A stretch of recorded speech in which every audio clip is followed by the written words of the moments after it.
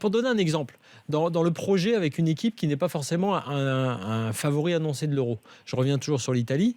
L'Italie n'est pas un favori annoncé de l'Euro, au contraire.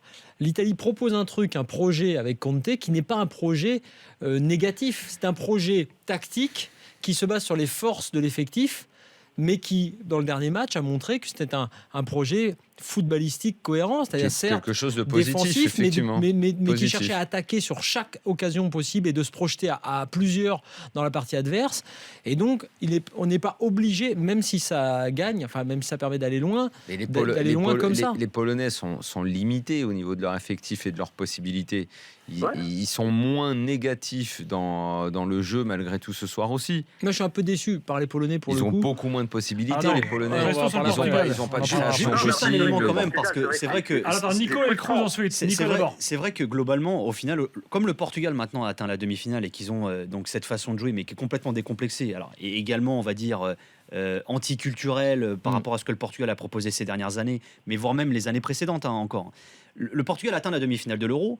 Si le Portugal se fait sortir en demi, on dira quoi? Moi, en fait, si tu veux, c'est ça. Je sais pas quelle analyse on en fera au Portugal. Parce que tu auras sorti la Croatie, parce que tu auras sorti une Pologne, parce que tu auras sorti une Pologne qui est pas... Vraiment les gens connaissent. Au foot, pour le coup, tu as un pays de spécialistes du foot. Que ponctuellement, comme on le disait tout à l'heure avec Daniel et Gilbert, que la passion et l'émotion l'emportent, je le conçois totalement, tu vois, avec des victoires comme ça. Mais une fois que, si le coup près tombe en demi-finale, là, pour le coup, tu remets les choses à plat. Et tout supporter que tu es, quand tu connais que tu aimes le foot, bah, tu regardes le contenu et tu dis franchement, le problème, c'est peut-être que quand même on s'est fourvoyé dans cette tactique-là. Sauf que tu sais, quand Santos est arrivé, c'est un peu, il y a eu un état des lieux. Santos arrive, la phase de qualification pour l'Euro vient de débuter, ils viennent de perdre 1-0 face à l'Albanie. Bento se fait limoger et Santos arrive dans la foulée. L'équipe se met à gagner et c'est vrai que là, il y avait une réelle urgence, c'est-à-dire il y avait pas d'équilibre dans cette équipe, il y avait des problèmes dans le vestiaire, il a rappelé des anciens joueurs, il a fait énormément de bien par son discours aussi et justement son discours qui lui est décomplexé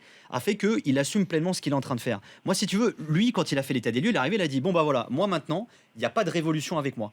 Je vais pas rajeunir l'équipe. D'ailleurs, il a rappelé des vieux briscards. Ça, tu nous l'as expliqué, mais ce que dit Flo est plus intéressant. Non mais moi je te dis simplement si tu arrives en demi, on en parlait déjà l'autre fois, est-ce que tu te dissimules derrière une performance qui sur le papier est importante parce que tu es dans le dernier carré d'un Euro à 24 en te disant que tu l'as fait comme ça en passant à chaque fois à l'arrache, qu'en demi c'est pas passé, même je vais te dire, vu la partie de tableau, si en finale tu la perds et tout, et tu dis ok, on continue à bosser sur cette base-là. Pour moi, tu prends le risque en 2018 de même pas passer les poules. Mais c'est exactement. Est-ce qu'à un moment, après, si tu gagnes, assurément, ils continueront avec cette base-là. Je suis pas sûr justement moi. Tu sais que quoi que j'arrive, tu sais, c'est ce que je te disais l'autre jour. Est-ce qu'il n'y a pas des entraîneurs, pardon, dis-moi plutôt dans les entraîneurs portugais, même si José Mourinho continue d'être un petit peu la référence, est-ce qu'il y a des mecs qui voient le foot autrement? Oui, mais bien sûr, tu vois un Georges Jesus par exemple. J'allais y venir. Voilà, tu vois un Georges Jesus, un Georges Jesus est un entraîneur. Villas-Boas. Georges Jesus me plaît beaucoup.